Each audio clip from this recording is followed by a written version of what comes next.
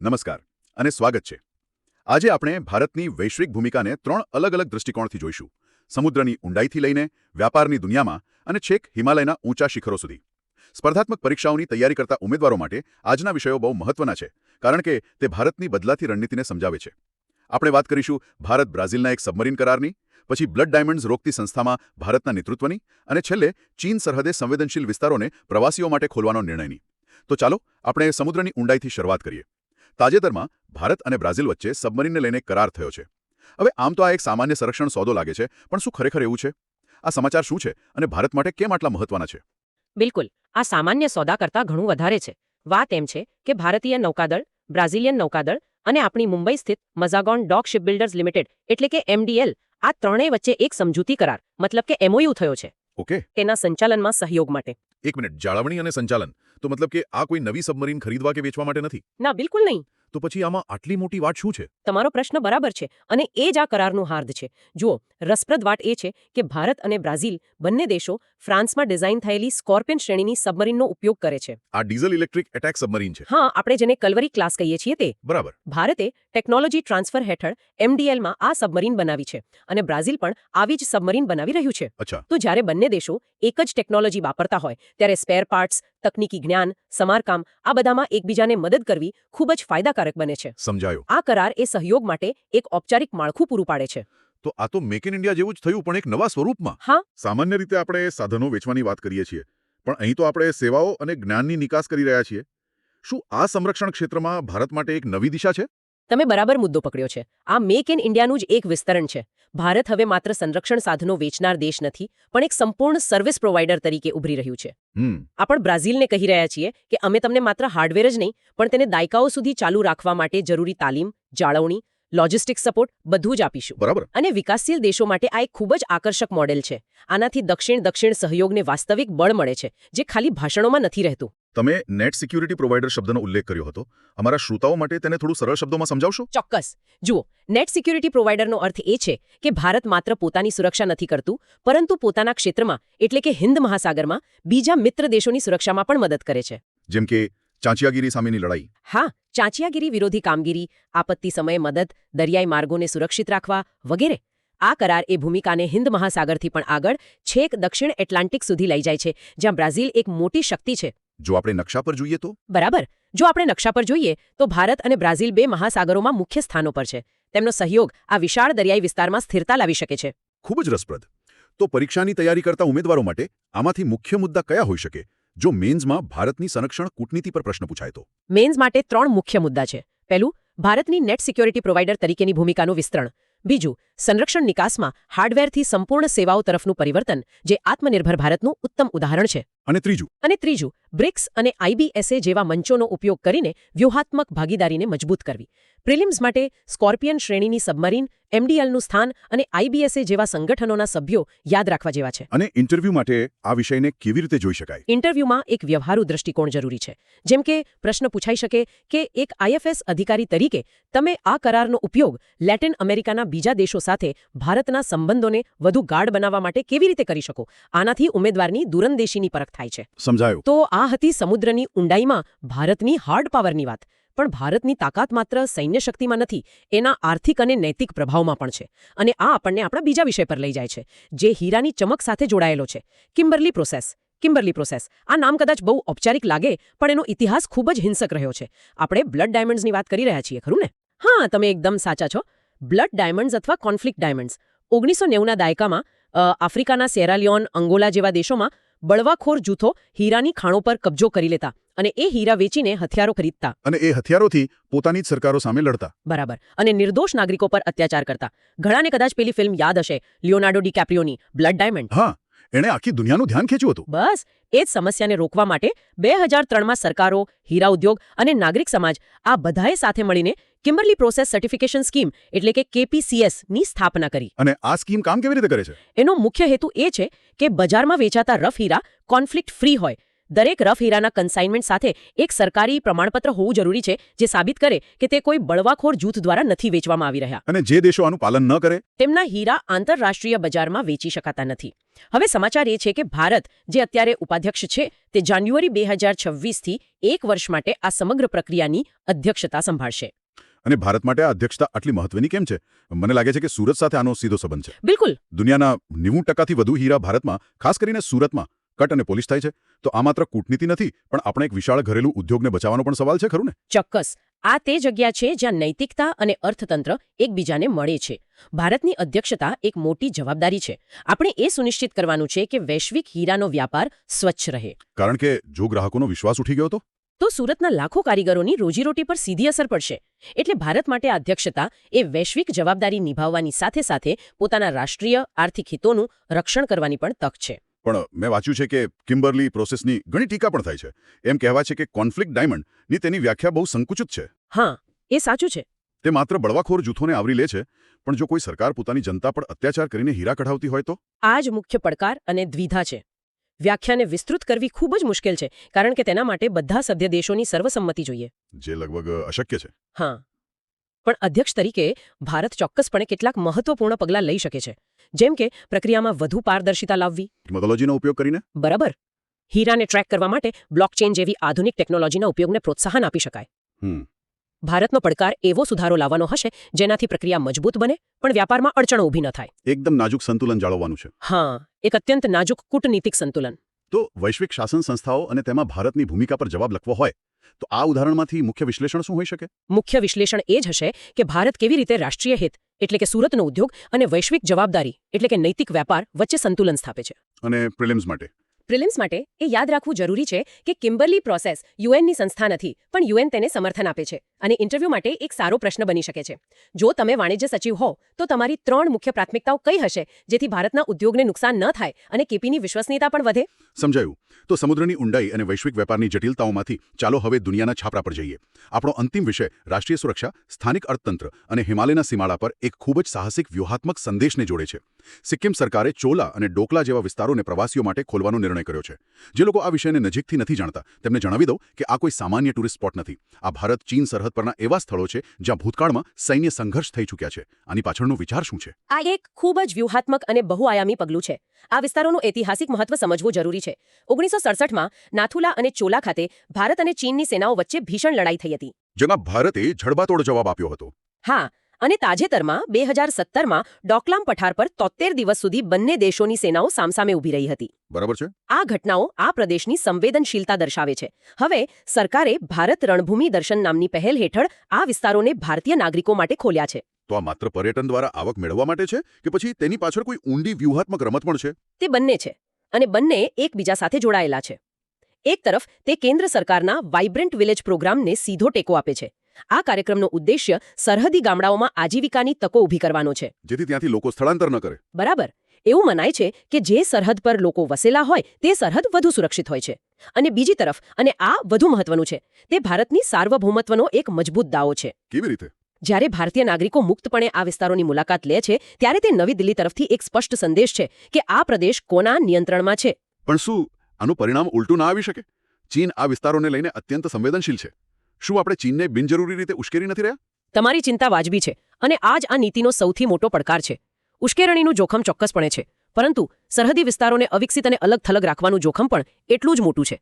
આ પગલું દર્શાવે છે કે ભારતની નીતિ હવે સરહદોને બંધ રાખવાની નથી, પણ તેને રાષ્ટ્રીય મુખ્યધારા સાથે જોડવાની છે. સફળતાનો આધાર અમલીકરણ પર રહેશે. બિલકુલ. આ પ્રવાસન સંપૂર્ણપણે નિયંત્રિત અને સેના સાથેના સંકલનમાં થવું જોઈએ.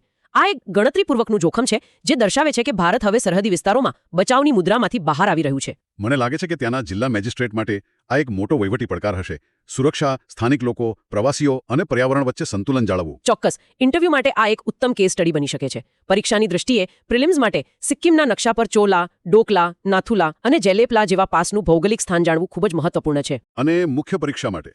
મુખ્ય પરીક્ષા માટે સુરક્ષા વિરુદ્ધ વિકાસની ચર્ચા, ભારત ચીન સંબંધો પર તેની અસર અને વાઇબ્રન્ટ વિલેજ પ્રોગ્રામ સાથે તેનું જોડાણ જેવા વિશ્લેષણાત્મક મુદ્દાઓ પર પ્રશ્નો બની શકે છે. તો આજે આપણે દક્ષિણ એટલાન્ટિકથી લઈને વૈશ્વિક હીરા બજાર અને હિમાલયના શિખરો સુધીની સફર કરી. 3 ખૂબ જ અલગ ક્ષેત્રો, પણ એક સમાન વાર્તા. એક વધુ આત્મવિશ્વાસુ ભારત જે હવે સક્રિયપણે પોતાના ભવિષ્યને આકાર આપી રહ્યું છે. એકદમ સાચું. અને અમારા શ્રોતાઓ માટે એક છેલ્લો વિચાર. આજની ચર્ચા સ્પષ્ટ કરે છે કે કોઈ દેશની વિદેશ નીતિ માત્ર મંત્રાલયોની ઇમારતોમાં નથી બનતી. તે MDL જેવા શિપયાર્ડમાં, સુરતના કારખાનાઓમાં અને હવે તો આપણી સરહદોની મુલાકાત લેતા પ્રવાસીઓ દ્વારા પણ આકાર લઈ રહી છે. વિચારવા જેવો પ્રશ્ન એ છે કે જેમ જેમ ભારત પોતાની હાર્ડ પાવરને સોફ્ટ પાવર સાથે વધુને વધુ મિશ્રિત કરી રહ્યું છે, ત્યારે 21મી સદીમાં કૂટનીતિ અને રાષ્ટ્રીય શક્તિની પરંપરાગત વ્યાખ્યાઓ કેવી રીતે બદલાઈ રહી છે. તો આજનો દિવસ છે શનિવાર 14 ફેબ્રુઆરી 2026 અને આપણી સામે છેલ્લા લગભગ દોઢેક વર્ષમાં જે પણ મોટા પુરસ્કારો અને સન્માનો અપાયા છે ને એની આખી ફાઇલ ખુલ્લી પડી છે. હા, અને આ યાદી ઘણી લાંબી છે. બહુ જ લાંબી. નોબેલ પ્રાઇઝથી લઈને ફિલ્મફેર એવોર્ડ સુધી અને કેટલાક તો એવા સન્માનો છે જે સાંભળીને નવાઈ લાગે. આહા. તો ચાલો આજની આપણી આ ચર્ચાનો હેતુ એ જ છે કે આ માહિતીના ઢગલામાંથી કંઈક કામનું કંઈક મજેદાર શોધી કાઢીએ. બિલકુલ, કારણ કે આ પુરસ્કારો છે ને એ ખાલી ટ્રોફી નથી હોતી. ખરેખર તો એ એક અરીસો છે જે બતાવે છે કે દુનિયા અત્યારે કઈ દિશામાં વિચારી રહી છે, કઈ વસ્તુઓને મહત્વ આપી રહી છે. બરાબર. એટલે AI અને સ્પેસ ટેકનોલોજીથી લઈને પર્યાવરણ અને કળા સુધી આ યાદી આપણને આવનારા સમયના સંકેતો આપે છે. ચાલો આ સંકેતોને સમજવાનો પ્રયત્ન કરીએ. ચાલો તો શરૂઆત કરીએ સૌથી મોટા મંચથી, આંતરરાષ્ટ્રીય પુરસ્કારોથી. ઓક્ટોબર 2025માં નોબેલ પારિતોષિકની જાહેરાત થઈ. એમાં ભૌતિકશાસ્ત્રનો જે પુરસ્કાર છે એ જ્હોન ક્લાર્ક, મિશેલ ડેવોરેટ અને જ્હોન માર્ટિનીસને મળ્યો એમના ક્વોન્ટમ કમ્પ્યુટિંગ પરના કામ માટે. હા. હવે આ ક્વોન્ટમ કમ્પ્યુટિંગ શબ્દ છે ને એ બહુ ભારે લાગે છે. સામાન્ય માણસ માટે આનો અર્થ શું? આ વૈજ્ઞાનિકોએ એવું તે શું કર્યું કે તેમને દુનિયાનો સૌથી મોટો પુરસ્કાર મળ્યો? બહુ સારો પ્રશ્ન છે. જો સરળ શબ્દોમાં કહીએ તો આપણા જે અત્યારના કમ્પ્યુટર્સ છે, એટલે કે મોબાઈલ અને લેપટોપ, હા, એ એક સમયે એક જ ગણતરી કરે છે, ભલે ખૂબ ઝડપથી કરે, જ્યારે ક્વોન્ટમ કમ્પ્યુટિંગ એક સાથે લાખો શક્યતાઓ પર કામ કરી શકે છે. અચ્છા. પણ અત્યાર સુધી સમસ્યા એ હતી કે આ સિસ્ટમ બહુ અસ્થિર હતી, એટલે કે એમાં ભૂલો બહુ થતી હતી. આ 3 વૈજ્ઞાનિકોએ એવા ક્વોન્ટમ બિટ્સ બનાવવામાં સફળતા મેળવી જે અત્યંત સ્થિર છે. ઓકે, એટલે કે આનાથી ભવિષ્યમાં શું ફરક પડી શકે? ઘણો મોટો ફરક. તમે વિચારો કે નવી દવાઓની શોધ જેમાં વર્ષો નીકળી જાય છે તે કદાચ મહિનાઓમાં થઈ શકે. હવામાનની વધુ સચોટ આગાહી કરી શકાય. વાહ. અને અત્યંત જટિલ નાણાકીય મોડલ્સ પણ બનાવી શકાય. આ એક પાયાની ટેકનોલોજી છે જે ભવિષ્યમાં દરેક ક્ષેત્રને બદલી શકે છે. એટલે જ આ કામને નોબેલ મળ્યો. રસપ્રદ. અને આ ટેકનોલોજીનો પ્રભાવ બીજી જગ્યાએ પણ દેખાયો ખરું ને? જેમ કે ટાઈમ મેગેઝિને પર્સન ઓફ ધ યર તરીકે કોઈ એક વ્યક્તિને નહીં, હા, એ બહુ મજાની વાત છે, પણ આર્કિટેક્ટ્સ ઓફ AI એટલે કે આર્ટિફિશિયલ ઇન્ટેલિજન્સના ઘડવૈયાઓને પસંદ કર્યા, જેમાં જેન્સન હુઓંગ, એલોન મસ્ક, સેમ ઓલ્ટમેન જેવા નામો છે. અહીં એક કનેક્શન જોવા મળે છે ને? નોબેલ પુરસ્કાર એ પાયાના વિજ્ઞાનને સન્માનિત કરે છે, જેણે ક્વોન્ટમ કમ્પ્યુટિંગ જેવી ટેકનોલોજીનો પાયો નાખ્યો. જ્યારે Time person of the year એ લોકોનું સન્માન કરે છે જેઓ AI જેવી ટેકનોલોજીને સામાન્ય લોકો સુધી પહોંચાડી રહ્યા છે. અને બિઝનેસ અને સમાજને બદલી રહ્યા છે. બરાબર. એક તરફ સિદ્ધાંત છે, બીજી તરફ તેની એપ્લિકેશન. આ બતાવે છે કે 2025નું વર્ષ સંપૂર્ણપણે ટેકનોલોજીના નામે રહ્યો. પણ આ બધા ટેકનોલોજીના ઘોંઘાટ વચ્ચે શું આપણે વાર્તાઓ અને કળાને ભૂલી રહ્યા છીએ? કારણ કે નવેમ્બર 2025માં બુકર પ્રાઇઝ ડેવિડ ઝાલને એમની નવલકથા માટે મળ્યો. અને એ જ તો સંતુલન છે.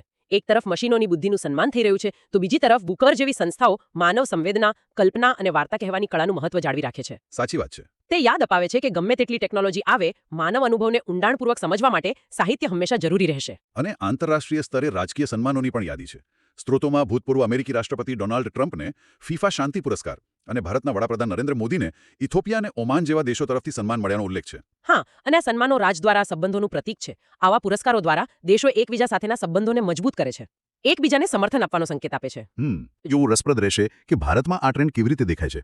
શું અહીં પણ વિજ્ઞાન અને ટેકનોલોજીને એટલું જ મહત્વ મળી રહ્યું છે? ભારતમાં પણ આ પ્રવાહ સ્પષ્ટપણે દેખાય છે, પણ એક અલગ અંદાજમાં. અહીં રાષ્ટ્ર નિર્માણના 2 પાસા એક સાથે સન્માનિત થતા જોવા મળે છે. 2 પાસા? એ કેવી રીતે? જો એક તરફ છે defence research and development organisation, એટલે કે DRDO. હા, DRDO. તેને business line change maker of the year award મળે છે. આ સંસ્થા દેશની સંરક્ષણ ક્ષમતાનું પ્રતીક છે. બરાબર. તો બીજી તરફ છે ISRO, Indian space research organisation. તેને ચંદ્રયાન 3 મિશન માટે અનેક આંતરરાષ્ટ્રીય પુરસ્કારો મળ્યા.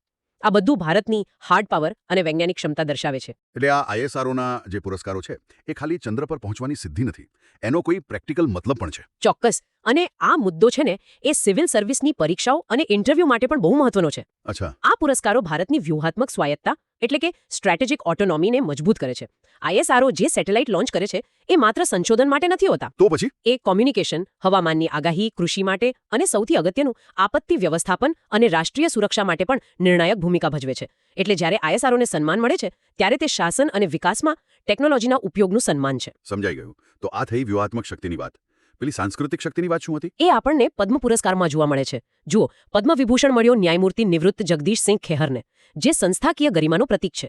પણ પદ્મશ્રીમાં જુઓ, ગાયક અરિજીત સિંહ અને ક્રિકેટર R અશ્વિન જેવા નામો છે. આ લોકો કરોડો ભારતીયોના દિલ પર રાજ કરે છે, ખરું ને? બિલકુલ. અરિજીત સિંહનું સંગીત અને અશ્વિનની રમત ભારતની સોફ્ટ પાવર છે. તો અહીં એક પેટર્ન છે. ડીઆરડીઓ અને આઈએસઆરઓ દેશની સરહદોને મજબૂત કરે છે, જ્યારે કલાકારો અને ખેલાડીઓ દેશના સાંસ્કૃતિક તાણાવાણાને અને બંનેને રાષ્ટ્રીય સ્તરે સન્માનિત કરવામાં આવી રહ્યા છે. વાહ, આ દ્રષ્ટિકોણ તો ખરેખર બહુ રસપ્રદ છે. હવે થોડી વાત ફિલ્મ જગતની કરીએ. 71માં રાષ્ટ્રીય ફિલ્મ પુરસ્કારોમાં 12th ફેલને શ્રેષ્ઠ ફીચર ફિલ્મનો એવોર્ડ મળ્યો. અને અહીં પણ એક રસપ્રદ ચર્ચા ઊભી થાય છે, કારણ કે શ્રેષ્ઠ અભિનેતાનો એવોર્ડ સંયુક્ત રીતે મળ્યો. વિક્રાંત મેસીને 12th ફેલ માટે અને શાહરૂખ ખાનને જવાન માટે. એક મિનિટ, 12th ફેલ તો એક વાસ્તવિક, પ્રેરણાદાયક અને પ્રમાણમાં નાના બજેટની ફિલ્મ છે, જ્યારે જવાન એક સંપૂર્ણ મસાલા બ્લોકબસ્ટર ફિલ્મ છે. આ તો સાવ અલગ ફિલ્મો છે. બરાબર. તો શું આ પસંદગી એવું નથી બતાવતી કે જ્યુરી કોઈને નારાજ કરવા નથી માંગતી? એક કલાત્મક ફિલ્મ અને એક બ્લોકબસ્ટર બંનેને ખુશ રાખવાનો પ્રયાસ કર્યો એવું નથી લાગતું? હા, આ એક માન્ય દલીલ છે. ઘણા વિવેચકોનું પણ એવું જ માનવું છે. પણ આને બીજી રીતે જોઈએ તો તે ભારતીય સિનેમાની વિશાળતા દર્શાવે છે. એક તરફ 12th ફેલ જેવી ફિલ્મો છે જે સામાજિક વાસ્તવિકતાની વાત કરે છે, તો બીજી તરફ જવાન જેવી ફિલ્મો છે જે મોટા પાયે મનોરંજન પૂરું પાડે છે.